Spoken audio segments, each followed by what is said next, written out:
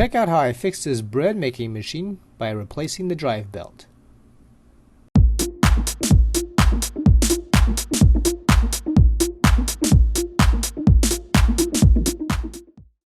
So the wifey asked me to fix her bread maker.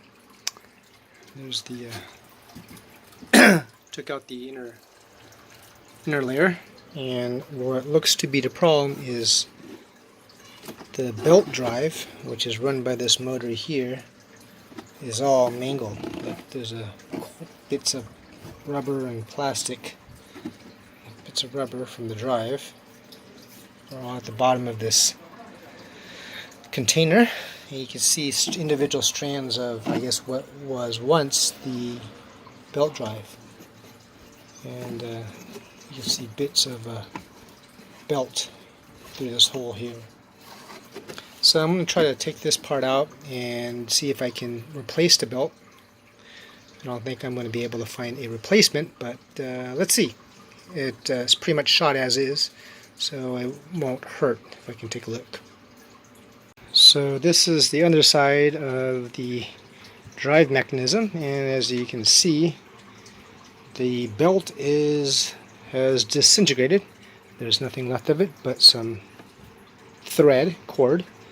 So yeah, I'm gonna probably have a hard time finding a belt specifically for this. According to the sticker on the bottom of this bread maker, this is the Philips HD9016 bread maker. So let's go online and see if we can find a replacement belt for this thing. A quick search on the internet shows there are parts available, and you can get something from eBay for about $13 US. But since I'm here in Taiwan, I did a search locally, and a bunch of results came up, and there are parts you can get for like around $5. I saw a listing on Taobao from China. Apparently they're selling something for like $1.50 US, but I don't want to wait so long, and I actually buy a lot from this particular website, so I'm going to place an order with this vendor. It's about about $5.40 something, and yeah, let's place an order, and it should arrive in a few days. So the spare belt just arrived, and let's open it up and put it into the bread maker. Here is the replacement belt. It looks and feels pretty sturdy. It's apparently a 3M belt, or this is made by 3M. Yeah, so hopefully this one will last and won't fall apart like the old one. So I'm gonna first clean up this little drive shaft here.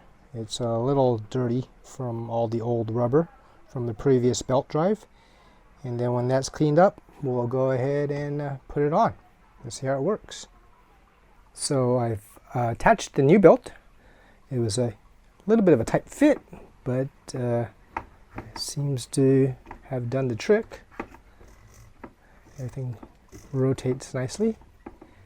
I cleaned up the inside of this, so time to button this thing back up and give it a test ride, or test whirl.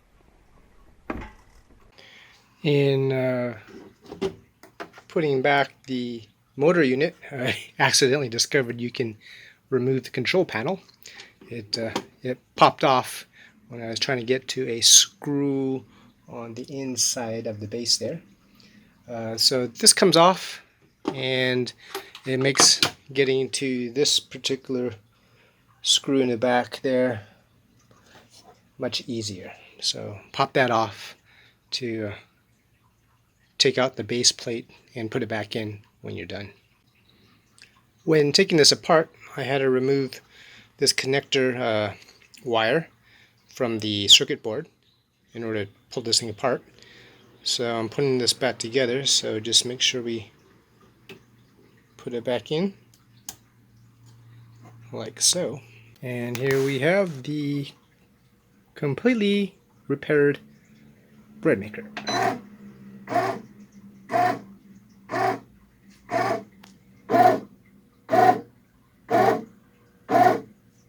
And one less piece of trash in the landfill. Yay!